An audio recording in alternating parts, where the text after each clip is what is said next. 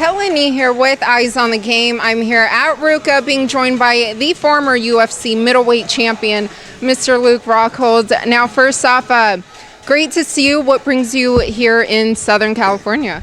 I am here to perform some stem cell treatment on my knee. So the UFC flew me out to do some work with them, one of the doctors, and to come check out my boy Ryan Bader win this world title. Yeah, what did you think of him becoming the first Bellator's first two-division world champion? I thought Bader's looked awesome lately, so he's you got to give him his respect, man. He's turned the corner and he's looking really good. He's performing and everywhere in the fight. And he's looking like an animal. So stoked for him. Were you surprised about how quickly he was able to stop Fedor? No, not really. I mean, he's gaining more and more confidence on his feet, and he's getting better and better. So you see him hurt people. You see him put Mo out, and Fedor's taking a lot of shots these days. He's not exactly what he used to be, and up top. So put him out. That's the way it rolls. This game is crazy, as you can see. Guys like Aaron Pico, you kind of can't get carried away. One little shot can change the pace of everything. Yeah. What do you think was the mistake that he made that Henry was able to capitalize on so well? You can't brawl, man. He just didn't have any respect for his opponent and swung for the fences. His little gloves get through, and things happen. You got to be, more precise and pick your shots. You gotta understand how to execute when you hurt a guy. Well, you just mentioned the UFC flew you out for the stem cell for your knee. How is your knee feeling? Because I know it's been about a year since you've last been in the octagon. Yeah, it's been a minute. It's doing better. I mean, between my knee and my shin, I kind of just get the scar tissue to build up on my shin because it's kind of it's a deadly spot. If I were to kick and get checked or something like that, my leg could potentially open up. But I tore my ACL and my PCL a little bit in my right knee, so it's healing. It's getting better, and I'm just trying to focus around it. And the more stem cells I can get, the better. I got to pump that knee up and try to speed this process up. So just do what I can. Now, how much longer do you think it'll take to kind of fully recover or be close to 100%?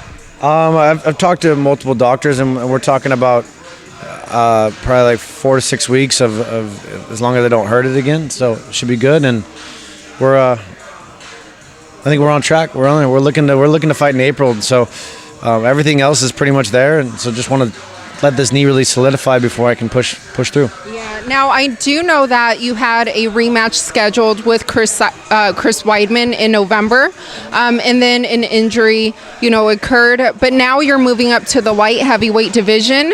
What was the thing that really triggered you to want to do that? Really, just listening to my body. My body doesn't want to do that cut anymore. It was torture, and I didn't recover. I didn't have my strength, and I'm a different guy when I get down to that weight. So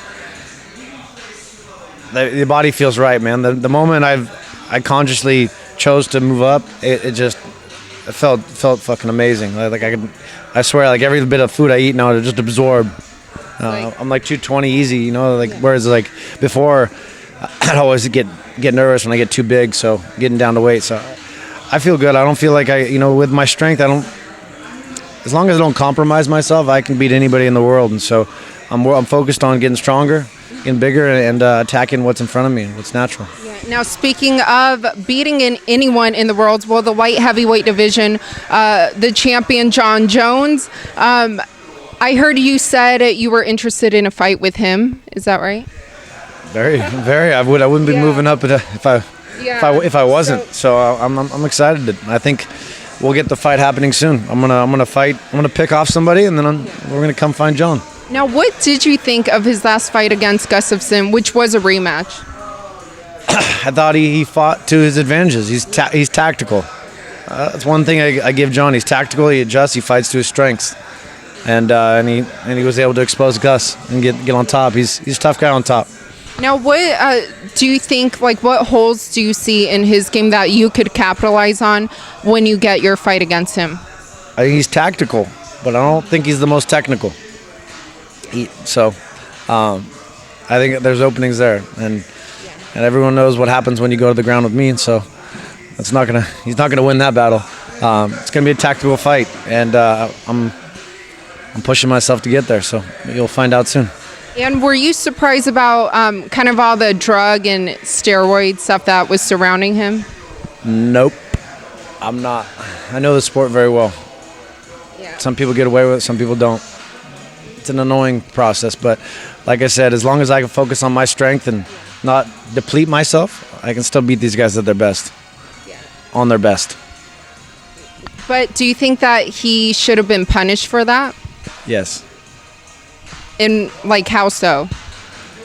like everybody else, like what the rules says. No one gets their treatment. They set rules and they break them. What's the point of setting the rules? Also, you're close to Daniel Cormier. Would you like to see a third fight between him and John? No, unless John wants to go move up and fight him at heavyweight, which John doesn't want to do. Yeah. That's the only reason it should happen. And otherwise, stay put. Like I said, I'm coming. And lastly for you, you said you want to make your return in April. Are there any names in mind right now? It's gonna be a big fight. So there's only a few guys on the top.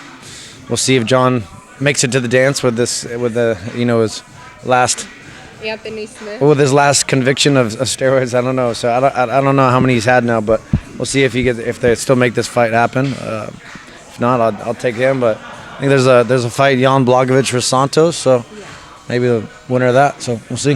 Has that been offered? That has not been offered, but I'm just looking at the top guys. I know they want a big fight for me, and so that's what we're gonna get. Awesome. And you also said you'll be at the Super Bowl week. So any prediction?